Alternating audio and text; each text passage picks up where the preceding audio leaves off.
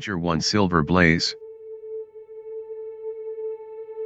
I have not observed the quarter-mile posts, said I. Nor have I. But the telegraph posts upon this line are 60 yards apart, and the calculation is a simple one. I presume that you have looked into this matter of the murder of John Straker and the disappearance of Silver Blaze. I have seen what the Telegraph and the Chronicle have to say. It is one of those cases where the art of the reasoner should be used rather for the sifting of details than for the acquiring of fresh evidence. The tragedy has been so uncommon, so complete, and of such personal importance to so many people, that we are suffering from a plethora of surmise, conjecture, and hypothesis. The difficulty is to detach the framework of fact of absolute undeniable fact from the embellishments of theorists and reporters. Then, having established ourselves upon this sound basis, it is our duty to see what inferences may be drawn and what are the special points upon which the whole mystery turns. On Tuesday evening I received telegrams from both Colonel Ross, the owner of the horse, and from Inspector Gregory, who is looking after the case, inviting my cooperation. Tuesday evening, I exclaimed. And this is Thursday morning. Why didn't you go down yesterday? Because I made a blunder, my dear Watson, which is, I am afraid, a more common occurrence than anyone would think who only knew me through your memoirs.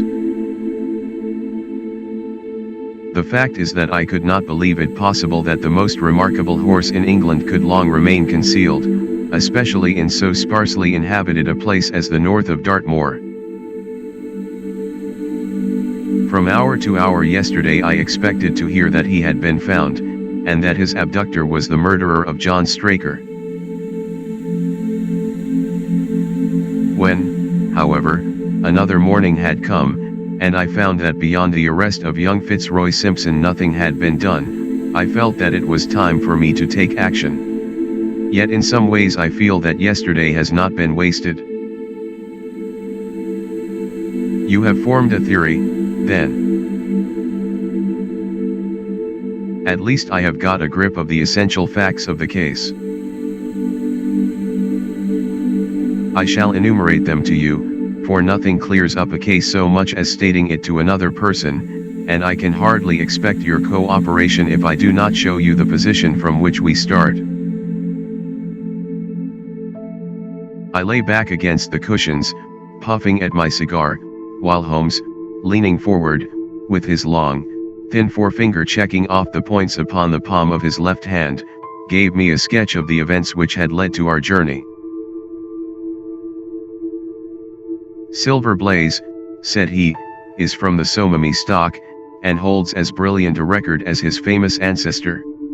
He is now in his 5th year, and has brought in turn each of the prizes of the turf to Colonel Ross, his fortunate owner. Up to the time of the catastrophe he was the first favourite for the Wessex Cup, the betting being 3-1 on him. He has always, however, been a prime favorite with the racing public, and has never yet disappointed them, so that even at those odds enormous sums of money have been laid upon him.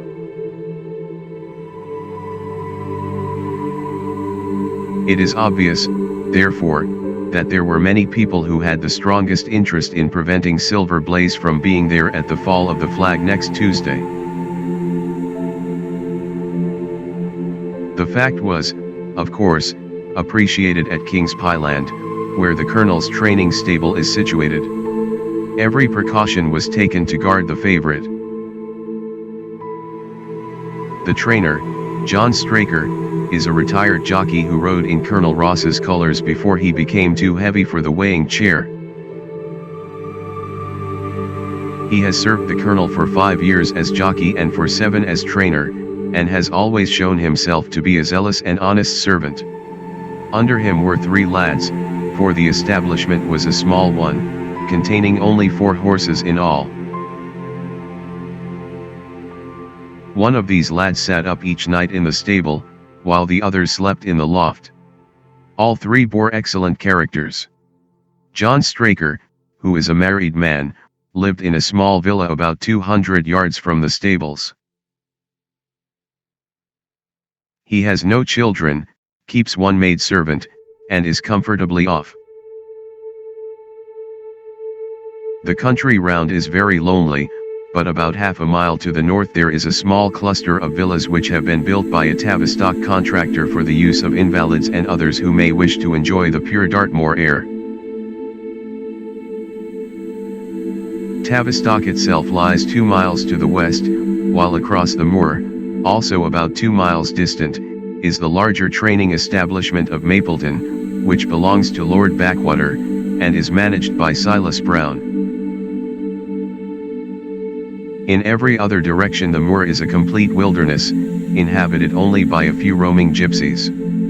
Such was the general situation last Monday night when the catastrophe occurred.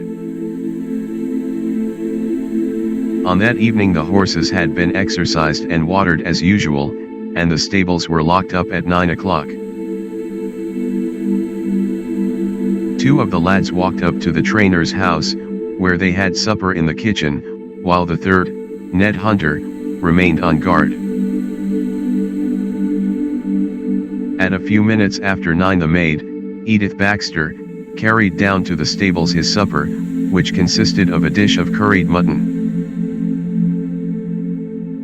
She took no liquid, as there was a water tap in the stables, and it was the rule that the lad on duty should drink nothing else. The maid carried a lantern with her, as it was very dark and the path ran across the open moor.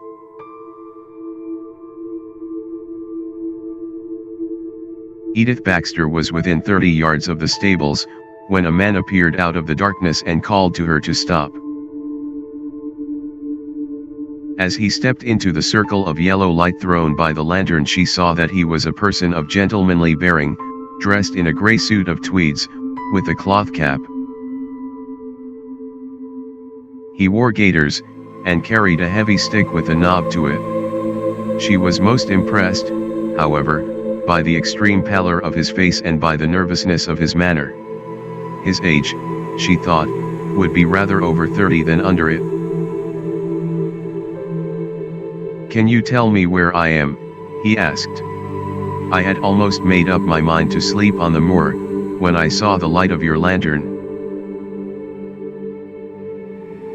"You are close to the King's Pyland training stables," said she. "Oh, indeed. What a stroke of luck," he cried. "I understand that a stable boy sleeps there alone every night. Perhaps that is his supper which you are carrying to him."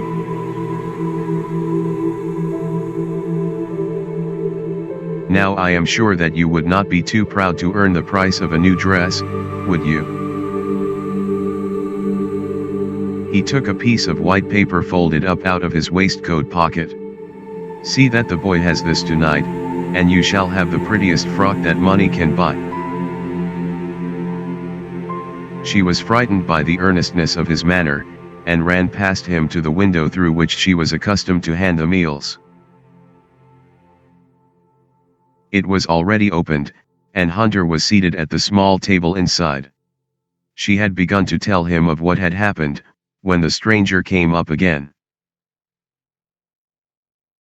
"Good evening," said he, looking through the window.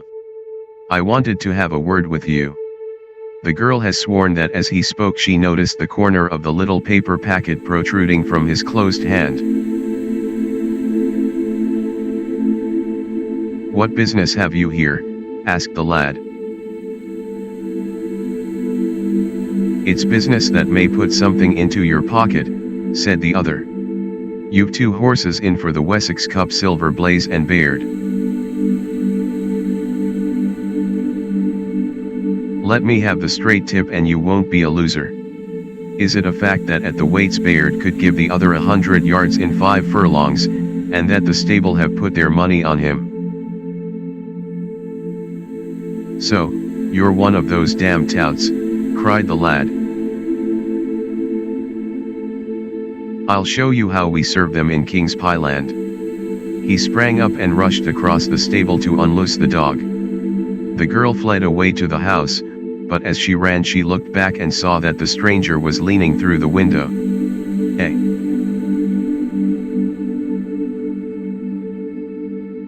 Minute later, however, when Hunter rushed out with the hound he was gone, and though he ran all round the buildings he failed to find any trace of him. One moment, I asked. Did the stable boy, when he ran out with the dog, leave the door unlocked behind him? Excellent, Watson, excellent, murmured my companion. The importance of the point struck me so forcibly that I sent a special wire to Dartmoor yesterday to clear the matter up. The boy locked the door before he left it. The window, I may add, was not large enough for a man to get through. Hunter waited until his fellow grooms had returned, when he sent a message to the trainer and told him what had occurred. Straker was excited at hearing the account, although he does not seem to have quite realized its true significance. It left him, however, vaguely uneasy, and Mrs. Straker, waking at 1 in the morning, found that he was dressing. In reply to her inquiries, he said that he could not sleep on account of his anxiety about the horses, and that he intended to walk down to the stables to see that all was well. She begged him to remain at home, as she could hear the rain pattering against the window, but in spite of her entreaties he pulled on his large mackintosh and left the house. Mrs. Straker awoke at 7 in the morning, to find that her husband had not yet returned. She dressed herself hastily, called the maid, and set off for the stables. The door was open.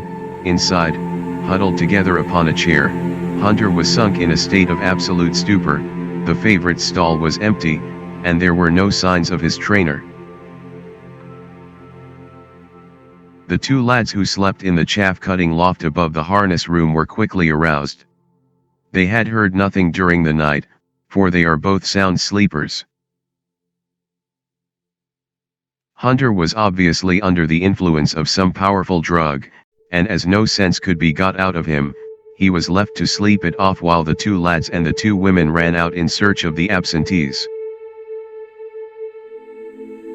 They still had hopes that the trainer had for some reason taken out the horse for early exercise, but on ascending the knoll near the house, from which all the neighboring moors were visible, they not only could see no signs of the missing favorite, but they perceived something which warned them that they were in the presence of a tragedy. About a quarter of a mile from the stables John Straker's overcoat was flapping from a furze bush. Immediately beyond there was a bowl-shaped depression in the moor, and at the bottom of this was found the dead body of the unfortunate trainer. His head had been shattered by a savage blow from some heavy weapon, and he was wounded on the thigh, where there was a long, clean cut, inflicted evidently by some very sharp instrument. It was clear, however, that Straker had defended himself.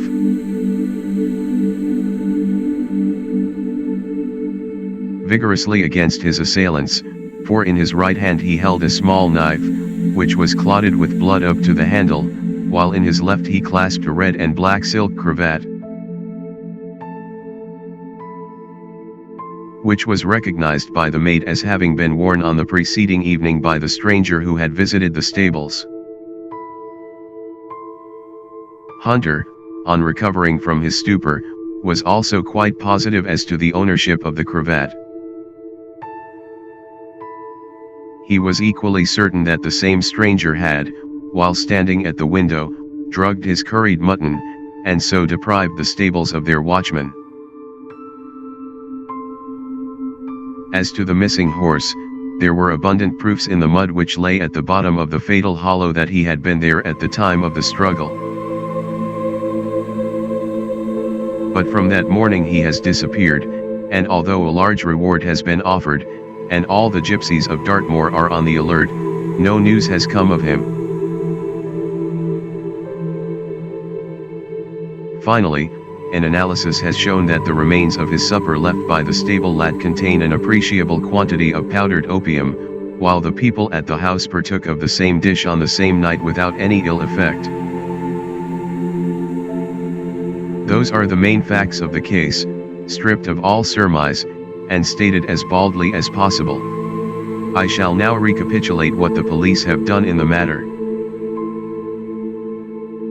Inspector Gregory, to whom the case has been committed, is an extremely competent officer. Were he but gifted with imagination, he might rise to great heights in his profession. On his arrival he promptly found and arrested the man upon whom suspicion naturally rested. There was little difficulty in finding him, for he inhabited one of those villas which I have mentioned. His name, it appears, was Fitzroy Simpson. He was a man of excellent birth and education, who had squandered a fortune upon the turf, and who lived now by doing a little quiet and genteel bookmaking in the sporting clubs of London. An examination of his betting book shows that bets to the amount of £5,000 had been registered by him against the favourite. On being arrested he volunteered that statement that he had come down to Dartmoor in the hope of getting some information about the King's Pyland horses, and also about Desborough, the second favourite, which was in charge of Silas Brown at the Mapleton stables. He did not attempt to deny that he had acted as described upon the evening before, but declared that he had no sinister designs, and had simply wished to obtain first-hand information. When confronted with his cravat, he turned very pale, and was utterly unable to account for its presence in the hand of the murdered man. His wet clothing showed that he had been out in the storm of the night before, and his stick, which was a Penang lawyer weighted with lead, was just such a weapon as might, by repeated blows, have inflicted the terrible injuries to which the trainer had succumbed. On the other hand, there was no wound upon his person, while the state of Straker's knife would show that one at least of his assailants must bear his mark upon him. There you have it all in a nutshell, Watson, and if you can give me any light I shall be infinitely obliged to you.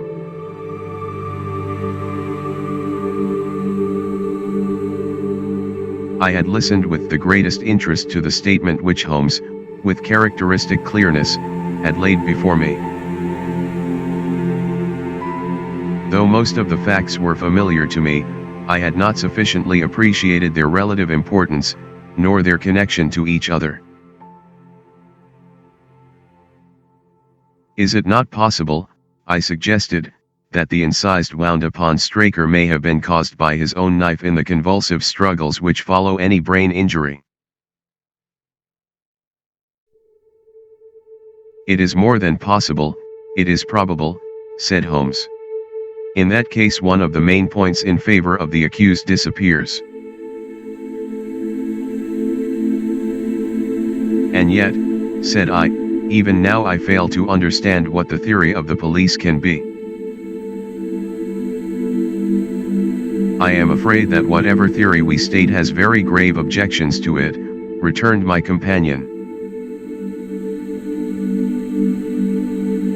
The police imagine, I take it, that this Fitzroy Simpson, having drugged the lad, and having in some way obtained a duplicate key, opened the stable door and took out the horse, with the intention, apparently, of kidnapping him altogether. His bridle is missing, so that Simpson must have put this on. Then, having left the door open behind him, he was leading the horse away over the moor, when he was either met or overtaken by the trainer. A row naturally ensued. Simpson beat out the trainer's brains with his heavy stick without receiving any injury from the small knife which Straker used in self-defense, and then the thief either led the horse onto some secret hiding place,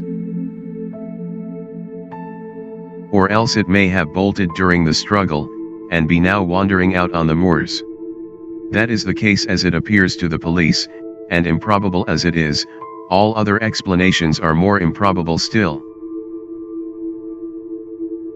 However, I shall very quickly test the matter when I am once upon the spot, and until then I cannot really see how we can get much further than our present position.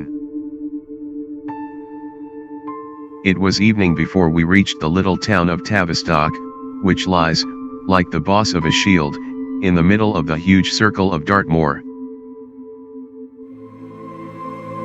Two gentlemen were awaiting us in the station, the one a tall, fair man with lion-like hair and beard and curiously penetrating light blue eyes, the other a small, alert person, very neat and dapper, in a frock coat and gaiters, with trim little side whiskers and an eyeglass. The latter was Colonel Ross, the well-known sportsman, the other, Inspector Gregory, a man who was rapidly making his name in the English detective service. "I am delighted that you have come down, Mr. Holmes," said the Colonel. "The inspector here has done all that could possibly be suggested, but I wish to leave no stone unturned in trying to avenge poor Straker and in recovering my horse." "Have there been any fresh developments?" asked Holmes. "I am sorry to say that we have made very little progress," said the inspector. "We have an open carriage outside, and as you would no doubt like to see the place before the light fails, we might talk it over as we drive." A minute later we were all seated in a comfortable landau, and were rattling through the quaint old Devonshire city. Inspector Gregory was full of his case, and poured out a stream of remarks, while Holmes threw in an occasional question or interjection. Colonel Ross leaned back with his arms folded and his hat tilted over his eyes, while I listened with interest to the dialogue of the two detectives. Gregory was formulating his theory, which was almost exactly what Holmes had foretold in the train. "The net is drawn pretty close round Fitzroy Simpson," he remarked, "and I believe myself that he is our man. At the same time I recognize that the evidence is purely circumstantial, and that some new development may upset it. How about Straker's knife? We have quite come to the conclusion that he wounded himself in his fall. My friend Dr. Watson made that suggestion to me as we came down. If so, it would tell against this man Simpson. Undoubtedly. He has neither a knife nor any sign of a wound. The evidence against him is certainly very strong. He had a great interest in the disappearance of the favorite. He lies under suspicion of having poisoned the stable boy.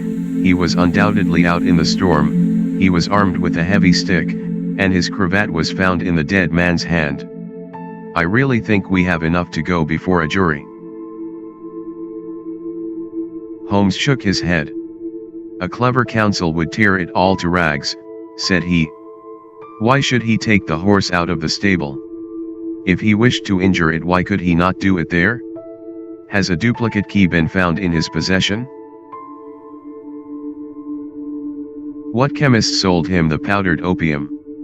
Above all, where could he, a stranger to the district, hide a horse, and such a horse as this? What is his own explanation as to the paper which he wished the maid to give to the stable boy? He says that it was a £10 note. One was found in his purse. But your other difficulties are not so formidable as they seem. He is not a stranger to the district. He has twice lodged at Tavistock. In the summer, the opium was probably brought from London. The key, having served its purpose, would be hurled away. The horse may be at the bottom of one of the pits or old mines upon the moor. What does he say about the cravat? He acknowledges that it is his, and declares that he had lost it. But a new element has been introduced into the case which may account for his leading the horse from the stable. Holmes pricked up his ears. We have found traces which show that a party of gypsies encamped on Monday night within a mile of the spot where the murder took place. On Tuesday they were gone. Now, presuming that there was some understanding between Simpson and these gypsies, might he not have been leading the horse to them when he was overtaken, and may they not have him now? It is certainly possible. The moor is being scoured for these gypsies. I have also examined every stable and outhouse in Tavistock, and for a radius of 10 miles. There is another training stable quite close, I understand. Yes, and that is a factor which we must certainly not neglect. As Desborough, their horse, was second in the betting, they had an interest in the disappearance of the favorite. Silas Brown, the trainer, is known to have had large bets upon the event, and he was no friend to poor Straker. We have, however, examined the stables, and there is nothing to connect him with the affair. And nothing to connect this man Simpson with the interests of the Mapleton stables. Nothing at all. Holmes leaned back in the carriage, and the conversation ceased. A few minutes later our driver pulled up at a neat little red brick villa with overhanging eaves which stood by the road. Some distance off, across a paddock, lay a long grey tiled-out building. In every other direction the low curves of the moor, bronze-coloured from the fading ferns, stretched away to the sky line, broken only by the steeples of Tavistock, and by a cluster of houses away to the westward which marked the Mapleton stables. We all sprang out with the exception of Holmes, who continued to lean back with his eyes fixed upon the sky in front of him, entirely absorbed in his own thoughts. It was only when I touched his arm that he roused himself with a violent start and stepped out of the carriage. "Excuse me," said he, turning to Colonel Ross, who had looked at him in some surprise. I was daydreaming. There was a gleam in his eyes and a suppressed excitement in his manner which convinced me, used as I was to his ways, that his hand was upon a clue, though I could not imagine where he had found it. "Perhaps you would prefer at once to go on to the scene of the crime, Mr. Holmes," said Gregory. "I think that I should prefer to stay here a little and go into one or two questions of detail. Straker was brought back here, I presume?" "Yes, he lies upstairs. The inquest is tomorrow." "He has been in your service some years, Colonel Ross." "I have always found him an excellent servant." "I presume that you made an inventory of what he had in his pockets at the time of his death, Inspector?" "I have the things themselves in the sitting room, if you would care to see them." "I should be very glad." We all filed into the front room and sat round the central table while the inspector unlocked a square tin box and laid a small heap of things before us. There was a box of Vestas, 2 inches of tallow candle, an ADP briar root pipe, a pouch of sealskin with half an ounce of long-cut Cavendish, a silver watch with a gold chain, 5 sovereigns in gold, an aluminum pencil case, a few papers. and an ivory-handled knife with a very delicate, inflexible blade marked Weiss and Co., London. "This is a very singular knife," said Holmes, lifting it up and examining it minutely. "I presume, as I see blood stains upon it, that it is the one which was found in the dead man's grasp. Watson, this knife is surely in your line." "It is what we call a cataract knife," said I.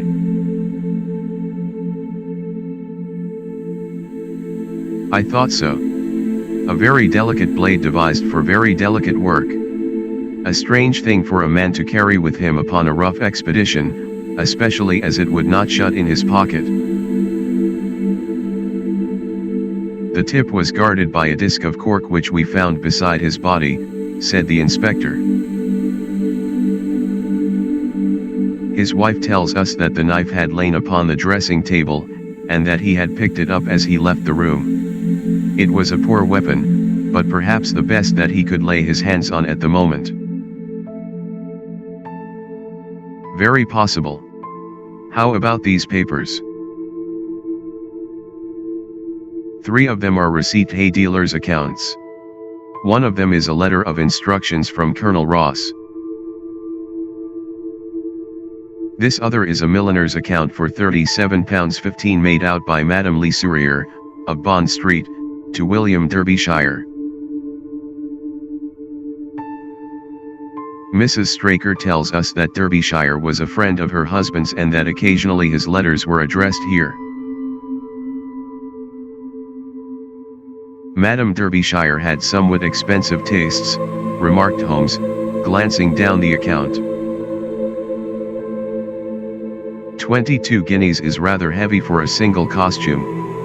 However, there appears to be nothing more to learn, and we may now go down to the scene of the crime."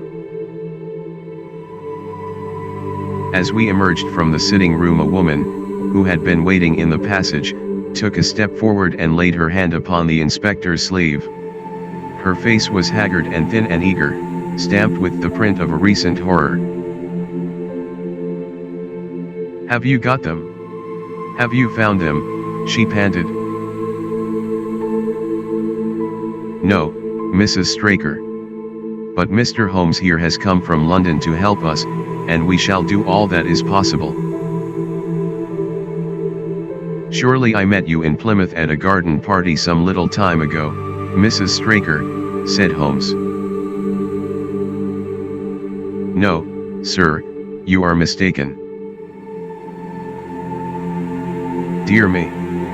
Why, I could have sworn to it. You wore a costume of dove-colored silk with ostrich feather trimming." "I never had such a dress, sir," answered the lady. "Ah, that quite settles it," said Holmes. And with an apology he followed the inspector outside. A short walk across the moor took us to the hollow in which the body had been found. At the brink of it was the furze bush upon which the coat had been hung. "There was no wind that night, I understand," said Holmes. "None, but very heavy rain." "In that case the overcoat was not blown against the furze bush, but placed there." "Yes, it was laid across the bush." "You fill me with interest. I perceive that the ground has been trampled up a good deal. No doubt many feet have been here since Monday night." "A piece of matting has been laid here at the side, and we have all stood upon that." "Excellent. In this bag I have one of the boots which Straker wore, one of Fitzroy Simpson's shoes, and a cast horseshoe of silver blaze." "My dear inspector, you surpass yourself." Holmes took the bag, and, descending into the hollow, he pushed the matting into a more central position. Then stretching himself upon his face and leaning his chin upon his hands, He made a careful study of the trampled mud in front of him. "Hello," said he, suddenly. "What's this?" It was a wax vesta half burned, which was so coated with mud that it looked at first like a little chip of wood. "I cannot think how I came to overlook it," said the inspector, with an expression of annoyance. "It was invisible, buried in the mud. I only saw it because I was looking for it." "What? You expected to find it?" "I thought it not unlikely." He took the boots from the bag, and compared the impressions of each of them with marks upon the ground. Then he clambered up to the rim of the hollow, and crawled about among the ferns and bushes. "I am afraid that there are no more tracks," said the inspector. "I have examined the ground very carefully for 100 yards in each direction." "Indeed," said Holmes, rising. "I should not have the impertinence to do it again after what you say. But I should like to take a little walk over the moor before it grows dark, that I may know my ground tomorrow, and I think that I shall put this horseshoe into my pocket for luck." Colonel Ross, who had shown some signs of impatience at my companion's quiet and systematic method of work, glanced at his watch. "I wish you would come back with me, Inspector," said he. "There are several points on which I should like your advice, and especially as to whether we do not owe it to the public to remove our horse's name from the entries for the cup." "Certainly not," cried Holmes, with decision. "I should let the name stand." The colonel bowed. "I am very glad to have had your opinion, sir," said he. "You will find us at poor Straker's house when you have finished your walk, and we can drive together into Tavistock." He turned back with the inspector, while Holmes and I walked slowly across the moor. The sun was beginning to sink behind the stables of Mapleton, and the long, sloping plain in front of us was tinged with gold, deepening into rich, ruddy browns where the faded ferns and brambles caught the evening light. But the glories of the landscape were all wasted upon my companion, who was sunk in the deepest thought.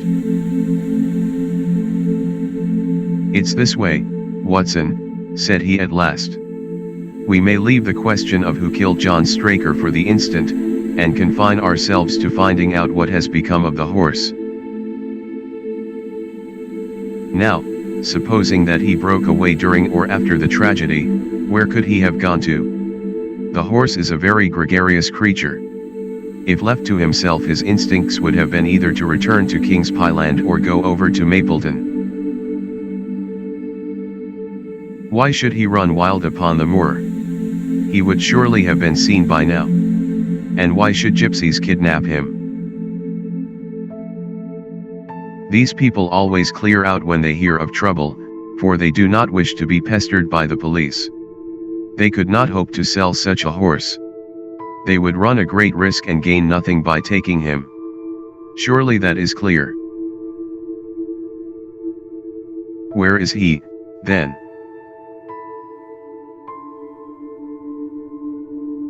I have already said that he must have gone to King's Pyland or to Mapleton. He is not at King's Pyland. Therefore he is at Mapleton. Let us take that as a working hypothesis and see what it leads us to. This part of the moor, as the inspector remarked, is very hard and dry. But it falls away towards Mapleton, and you can see from here that there is a long hollow over yonder, which must have been very wet on Monday night. If our supposition is correct, then the horse must have crossed that, and there is the point where we should look for his tracks. We had been walking briskly during this conversation, and a few more minutes brought us to the hollow in question. At Holmes' request I walked down the bank to the right, and he to the left, but I had not taken 50 paces before I heard him give a shout, and saw him waving his hand to me. The track of a horse was plainly outlined in the soft earth in front of him, and the shoe which he took from his pocket exactly fitted the impression. "See the value of imagination," said Holmes. "It is the one quality which Gregory lacks. We imagined what might have happened, acted upon the supposition, and find ourselves justified. Let us proceed." We crossed the marshy bottom and passed over a quarter of a mile of dry, hard turf. Again the ground sloped, and again we came on the tracks.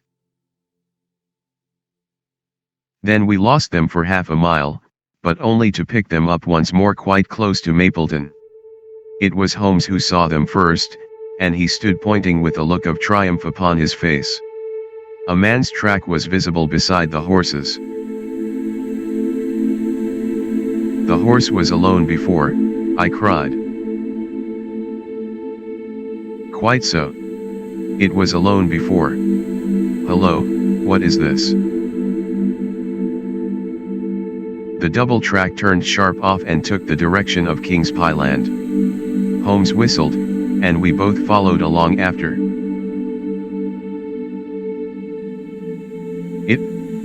His eyes were on the trail, but I happened to look a little to one side, and saw to my surprise the same tracks coming back again in the opposite direction.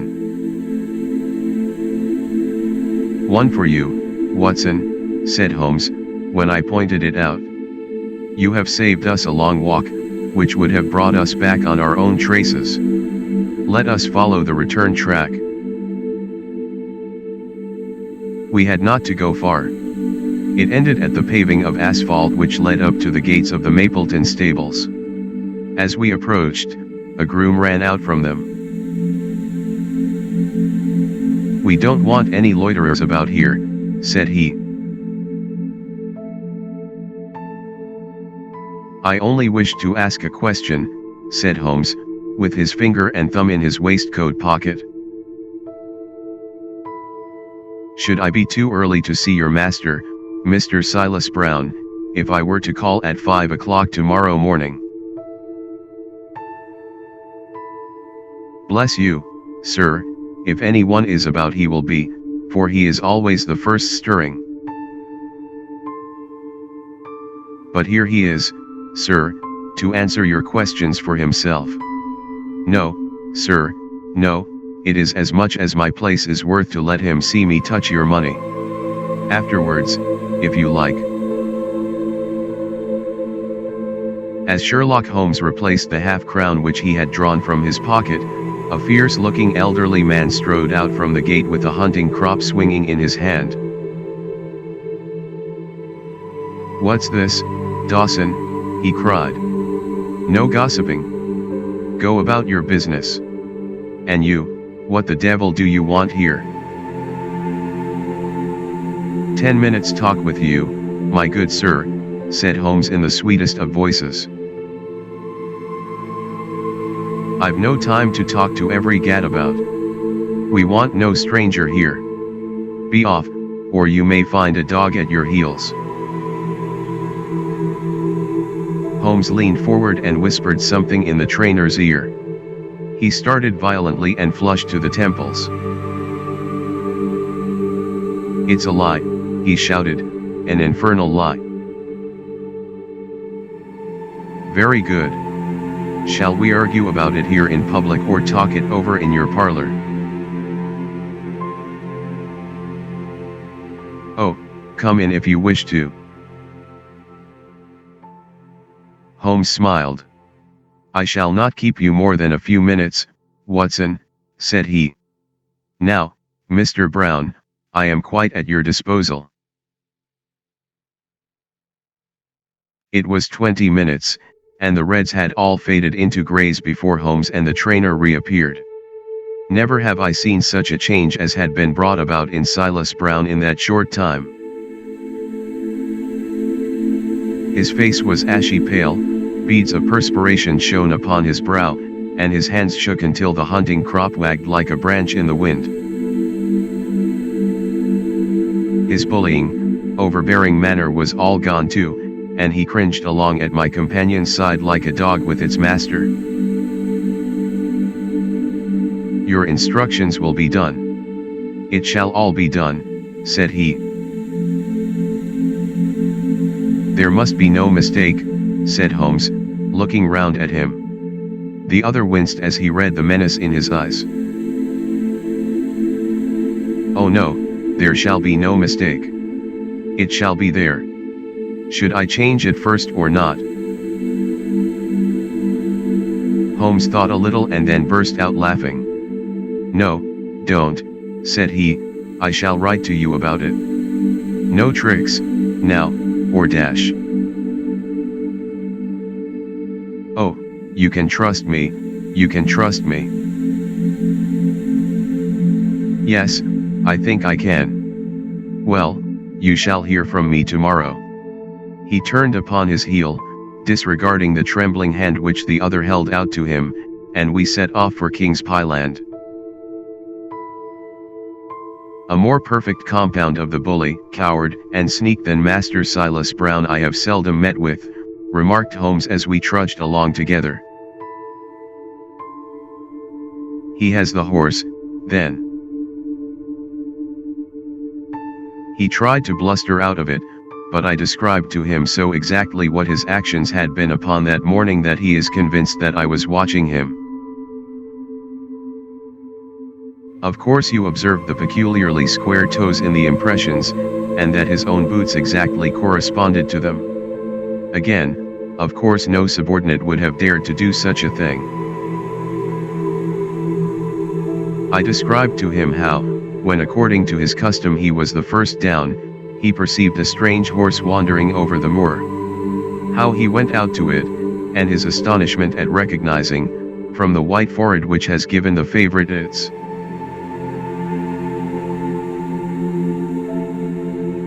name, that chance had put in his power the only horse which could beat the one upon which he had put his money. Then I described how his first impulse had been to lead him back to King's Pyland, and how the devil had shown him how he could hide the horse until the race was over, and how he had led it back and concealed it at Mapleton. When I told him every detail he gave it up and thought only of saving his own skin. But his stables had been searched. Oh, an old horse faker like him has many a dodge. But are you not afraid to leave the horse in his power now, since he has every interest in injuring it? My dear fellow, he will guard it as the apple of his eye. He knows that his only hope of mercy is to produce it safe. Colonel Ross did not impress me as a man who would be likely to show much mercy in any case. The matter does not rest with Colonel Ross. I follow my own methods, and tell as much or as little as I choose. That is the advantage of being unofficial. I don't know whether you observed it, Watson, but the Colonel's manner has been just a trifle cavalier to me. I am inclined now to have a little amusement at his expense. Say nothing to him about the horse. Certainly not without your permission. And of course this is all quite a minor point compared to the question of who killed John Straker. And you will devote yourself to that.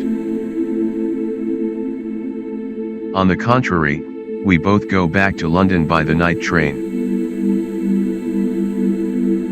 I was thunderstruck by my friend's words. We had only been a few hours in Devonshire, and that he should give up an investigation which he had begun so brilliantly was quite incomprehensible to me.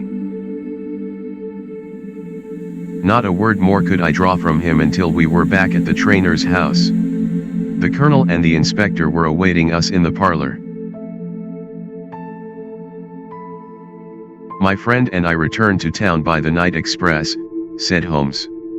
We have had a charming little breath of your beautiful Dartmoor air. The inspector opened his eyes, and the colonel's lip curled in a sneer. So you despair of arresting the murderer of poor Straker, said he. Holmes shrugged his shoulders. There are certainly grave difficulties in the way, said he. I have every hope, however, that your horse will start upon Tuesday, and I beg that you will have your jockey in readiness. Might I ask for a photograph of Mr. John Straker? The inspector took one from an envelope and handed it to him. My dear Gregory, you anticipate all my wants. If I might ask you to wait here for an instant, I have a question which I should like to put to the maid. I must say that I am rather disappointed in our London consultant, said Colonel Ross, bluntly, as my friend left the room. I do not see that we are any further than when he came. At least you have his assurance that your horse will run, said I. Yes, I have his assurance, said the colonel, with a shrug of his shoulders. I should prefer to have the horse. I was about to make some reply in defense of my friend when he entered the room again. Now, gentlemen, said he, I am quite ready for Tavistock. As we stepped into the carriage, one of the stable lads held the door open for us. A sudden idea seemed to occur to Holmes, for he leaned forward and touched the lad upon the sleeve. You have a few sheep in the paddock, he said. Who attends to them? I do, sir. Have you noticed anything amiss with them of late? Well, sir, not of much account, but 3 of them have gone lame, sir. I could see that Holmes was extremely pleased, for he chuckled and rubbed his hands together. A long shot, Watson, a very long shot, said he, pinching my arm. Gregory, let me recommend to your attention this singular epidemic among the sheep. Drive on, coachman.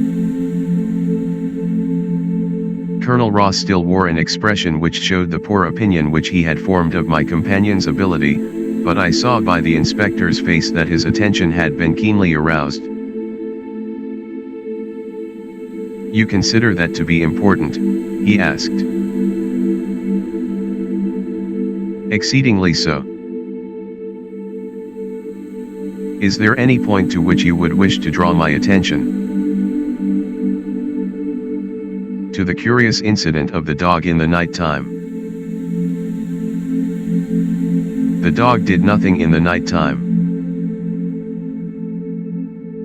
That was the curious incident, remarked Sherlock Holmes. 4 days later Holmes and I were again in the train, bound for Winchester to see the race for the Wessex Cup. Colonel Ross met us by appointment outside the station, and we drove in his drag to the course beyond the town. His face was grave, and his manner was cold in the extreme. I have seen nothing of my horse, said he. I suppose that you would know him when you saw him, asked Holmes. The colonel was very angry. I have been on the turf for 20 years, and never was asked such a question as that before, said he. A child would know Silver Blaze, with his white forehead and his mottled off foreleg. How is the betting?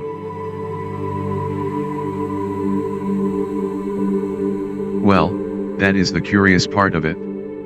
You could have got 15 to 1 yesterday, but the price has become shorter and shorter, until you can hardly get 3 to 1 now. said Holmes. Somebody knows something, that is clear. As the drag drew up in the enclosure near the grandstand, I glanced at the card to see the entries. Wessex plate, it ran 50 sobs each foot with 1,000 sobs added for 4 and 5 year olds. Second, L300. Third, L200. New course, 1 mile and 5 furlongs. Mr. Heath Newton's the Negro. Red cap. Cinnamon jacket. Colonel Wardlaw's pugilist. Pink cap. Blue and black jacket. Lord Backwater's Desborough. Yellow cap and sleeves. Colonel Ross's silver blaze. Black cap. Red jacket. Duke of Balmoral's iris. Yellow and black stripes. Lord Singleford's rasper. Purple cap. Black sleeves. We scratched our other one, and put all hopes on your word, said the colonel. Why, what is that? Silver Blaze favorite.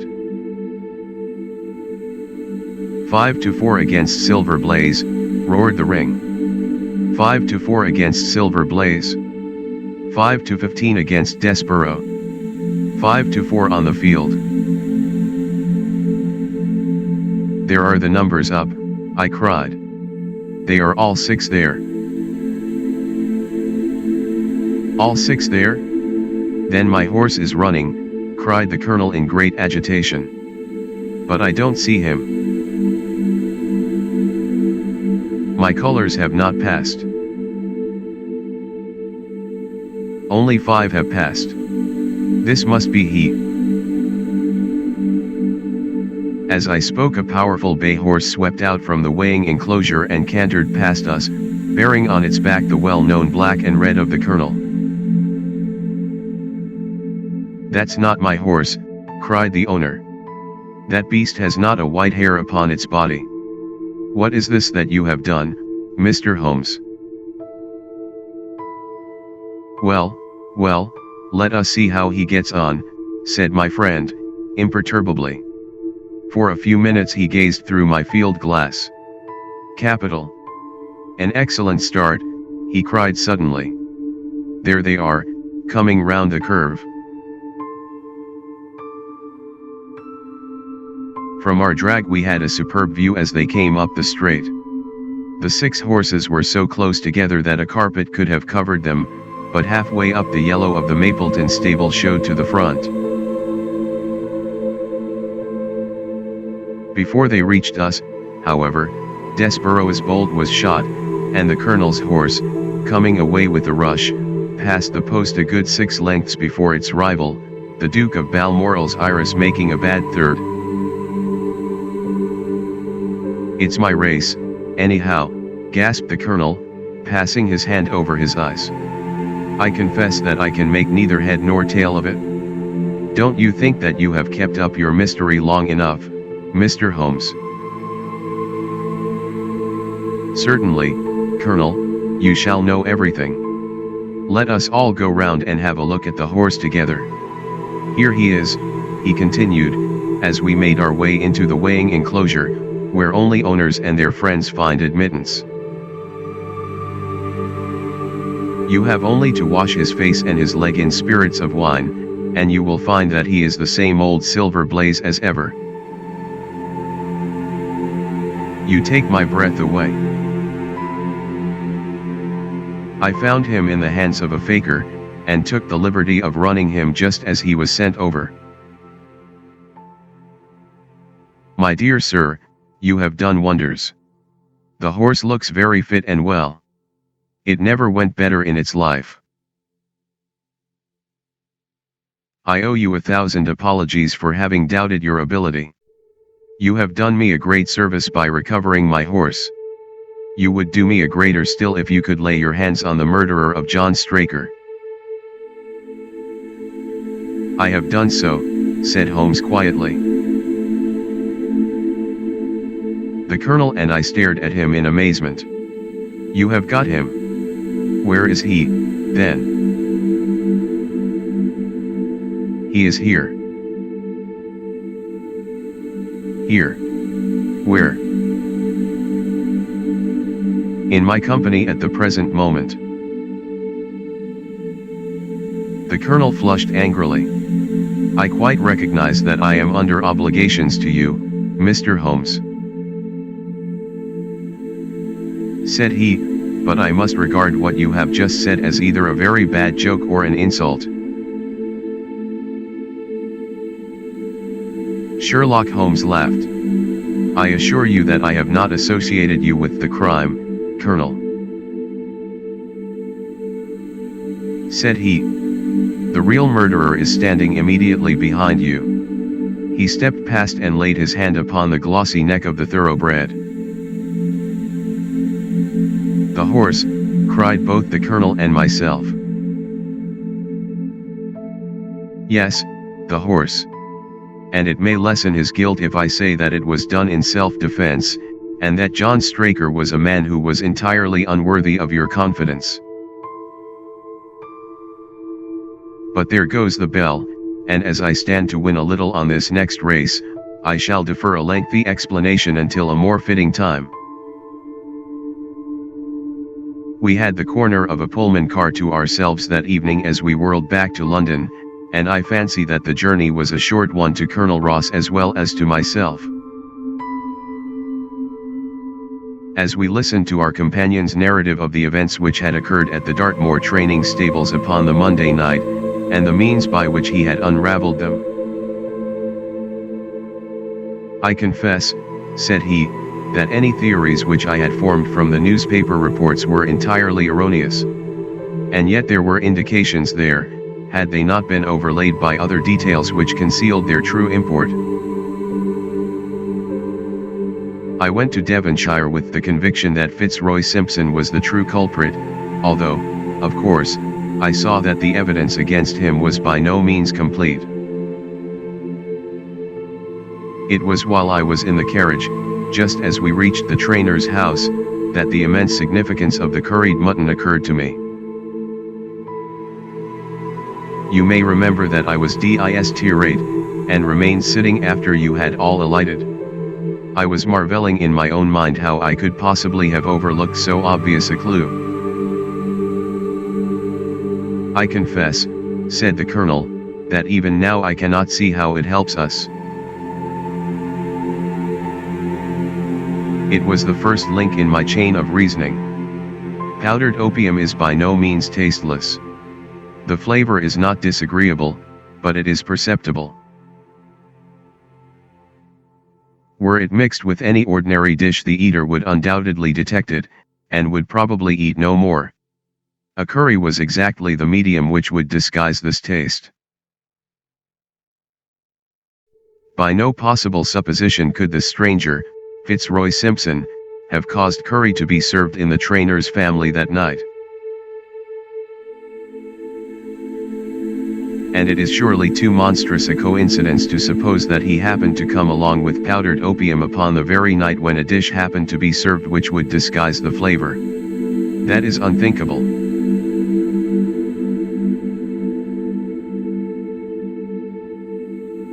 Therefore Simpson becomes eliminated from the case, and our attention centers upon Straker and his wife, the only two people who could have chosen curried mutton for supper that night.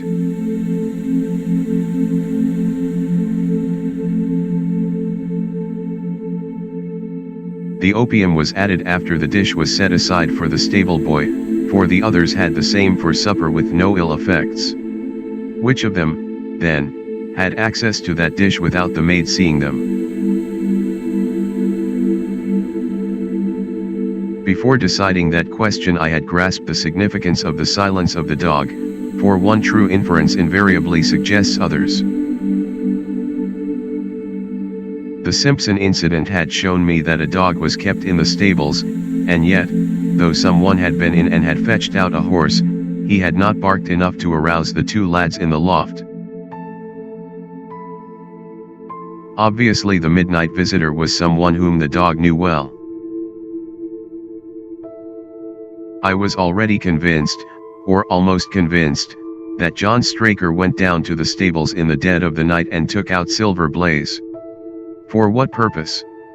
For a dishonest one, obviously, or why should he drug his own stable boy? And yet I was at a loss to know why. There have been cases before now where trainers have made sure of great sums of money by laying against their own horses, through agents, and then preventing them from winning by fraud. Sometimes it is a pulling jockey. Sometimes it is some surer and subtler means. What was it here? I hoped that the contents of his pockets might help me to form a conclusion. And they did so. You cannot have forgotten the singular knife which was found in the dead man's hand, a knife which certainly no sane man would choose for a weapon. It was, as Dr. Watson told us, a form of knife which is used for the most delicate operations known in surgery. And it was to be used for a delicate operation that night. You must know, with your wide experience of turf matters, Colonel Ross, that it is possible to make a slight nick upon the tendons of a horse's ham, and to do it subcutaneously, so as to leave absolutely no trace. A horse so treated would develop a slight lameness, which would be put down to a strain in exercise or a touch of rheumatism, but never to foul play. Villain! Scoundrel! Cried the colonel. We have here the explanation of why John Straker wished to take the horse out onto the moor. So spirited a creature would have certainly roused the soundest of sleepers when it felt the prick of the knife. It was absolutely necessary to do it in the open air. I have been blind, cried the colonel. Of course that was why he needed the candle, and struck the match. Undoubtedly. But in examining his belongings I was fortunate enough to discover not only the method of the crime, but even its motives. As a man of the world, Colonel, you know that men do not carry other people's bills about in their pockets. We have most of us quite enough to do to settle our own. I at once concluded that Straker was leading a double life, and keeping a second establishment. The nature of the bill showed that there was a lady in the case, and one who had expensive tastes. Liberal as you are with your servants, one can hardly expect that they can buy 20-guinea walking dresses for their ladies. I questioned Mrs. Straker as to the dress without her knowing it, and having satisfied myself that it had never reached her, I made a note of the milliner's address. And felt that by calling there with Straker's photograph I could easily dispose of the mythical Derbyshire. From that time on all was plain. Straker had led out the horse to a hollow where his light would be invisible. Simpson in his flight had dropped his cravat, and Straker had picked it up with some idea, perhaps, that he might use it in securing the horse's leg. Once in the hollow, he had got behind the horse and had struck a light, but the creature, frightened at the sudden glare, and with the strange instinct of animals feeling that some mischief was intended, had lashed out. And the steel shoe had struck Straker full on the forehead. He had already, in spite of the rain, taken off his overcoat in order to do his delicate task, and so, as he fell, his knife gashed his thigh. Do I make it clear? Wonderful, cried the colonel. Wonderful. You might have been there. My final shot was, I confess, a very long one. It struck me that so astute a man as Straker would not undertake this delicate tendon nicking without a little practice. What could he practice on? My eyes fell upon the sheep, and I asked a question which, rather to my surprise, showed that my surmise was correct. When I returned to London, I called upon the milliner, who had recognized Straker as an excellent customer of the name of Derbyshire, who had a very dashing wife, with a strong partiality for expensive dresses. I have no doubt that this woman had plunged him over head and ears in debt, and so led him into this miserable plot. "You have explained all but one thing," cried the colonel. "Where was the horse?" "Ah, it bolted, and was cared for by one of your neighbors. We must have an amnesty in that direction, I think. This is Clapham Junction, if I am not mistaken, and we shall be in Victoria in less than 10 minutes. If you care to smoke a cigar in our rooms, Colonel, I shall be happy to give you any other details which might interest you."